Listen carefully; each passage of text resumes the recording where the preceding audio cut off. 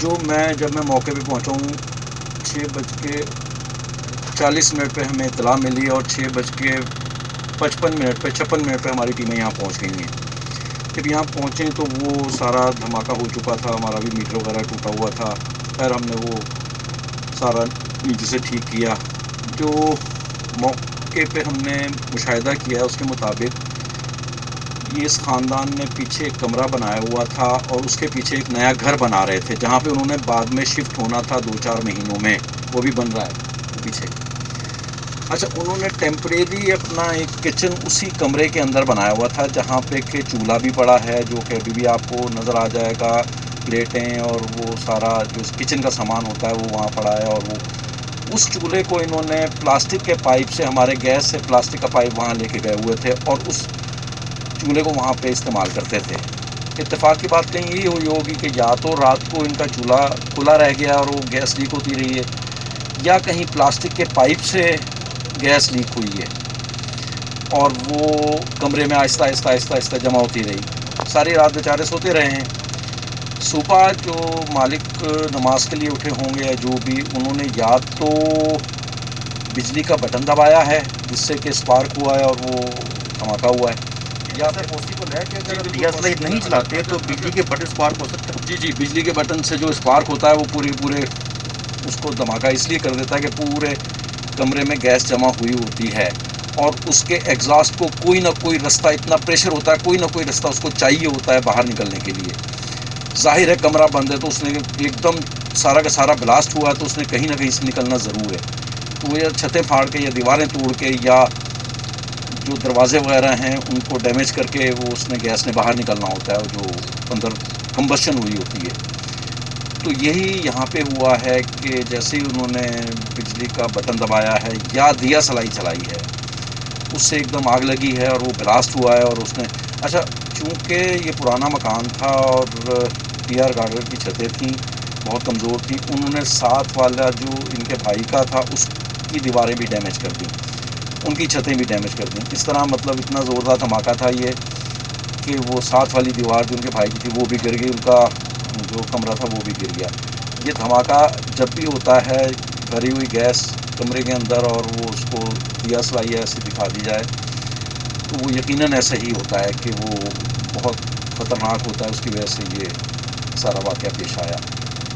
जो chief engineer हैं Swinney नाजरन gas के, उनका ये कहना था कि यहाँ पे जो बिल्डिंग की सूरत हाल थी, क्योंकि यहाँ पे लेंटर नहीं था छत पे, जिसकी वजह से टीआर के बाइस गैस जब जैसे ही इनके धमाका हुआ तो साथ वाली जो बिल्डिंग है साथ वाली उसको भी ब्लास्ट किया।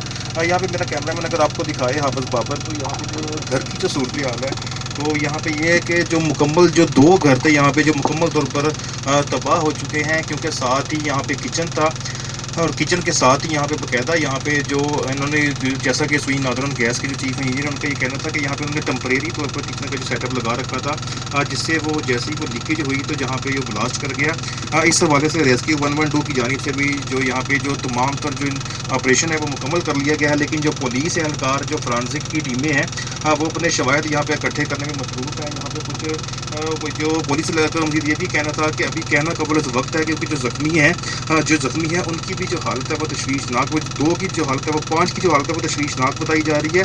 दूसरी जानिब यहाँ पे ये भी देखने में आ रहा है कि जो अहले मोहल्ला है, जो यानी शाहिदीन है, कुछ यहाँ पे वो भी हमारे साथ मौजूद है, उनसे इस बारे में बात करने की कोशिश करेंगे कि जो अहले शाहिदीन का कि जो सुबह के वक्त जो धमाका हुआ, क्या उनकी यहाँ पे क्या सूरत हाल थी, उनका यहाँ पे क्या कहना था। दूसरी जानिब यहाँ पे क्योंकि जो बिल्डिंग्स बनी है यहाँ पे 2 घर हैं, एक जो मकान है वो बिल्कुल यहाँ पे यानी कि बिल्कुल उनकी जो दीवारें हैं वो भी यानी कि मट्टी की हैं, इससे नुकसान भी बहुत ज़्यादा हुआ। यहाँ पे आपको मज़ीद जो सूरत हाल है वो भी आपको दिखाएंगे, जो यहाँ की सूरत हाल के हवाले से। यहाँ पे कुछ अहली शाहिदीन भी हमारे साथ मौजूद हैं, उसके बारे में बात करेंगे कि यहाँ की जो सूरत हाल थी सामने के लिए। अच्छा, आप यहाँ पे मौजूद थे जब धमाका हुआ? आप यहाँ पे नहीं थे आप? यानी कि यहाँ पे इस वक्त जो पुलिस की जानिब से बाकायदा जो टेंट लगाकर और बाकायदा जो रिकॉर्ड लगाकर तो रास्ते को भी बंद कर दिया गया है, ताकि किसी भी सूरत हाल से जो मज़ीद यहाँ पे शवायद भी इकट्ठे किए जा रहे हैं। कुछ और शहरी हैं यहाँ पे मौजूद हैं, उनसे इस बारे में बात करने की कोशिश करेंगे। और अच्छा, बात सुने, अच्छा, यह धमाका जो हुआ है उस वक्त धमाके की क्या नौयत थी, क्या महसूस हो रहा था? ये हमें नहीं, आपको ही नहीं पता?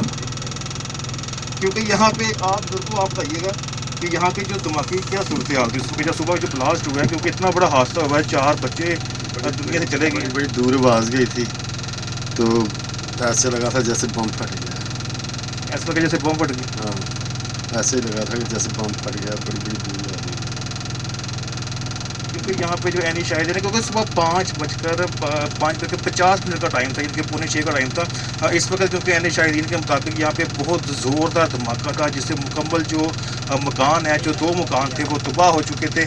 क्योंकि यहाँ पे जो अहले इलाका की बड़ी तादाद भी यहाँ पे मौजूद है, और पुलिस की जानिब से भी यहाँ पे जो शवाहिद इकट्ठे किए जा रहे हैं, और सुई गैस की जो टीम है वो भी यहाँ पे मौजूद है। और अभी कुछ कहना कबल वक्त है, क्योंकि सुई गैस के इंतजामिया की जानिब से रिपोर्ट जो मुरतब की जा रही है। अभी थोड़ी ही देर में बताया जाएगा कि जो गैस लीकेज के बायस जो धमाका हुआ है, इससे मज़ीद जो यहाँ पे क्या सूरत हाल थी।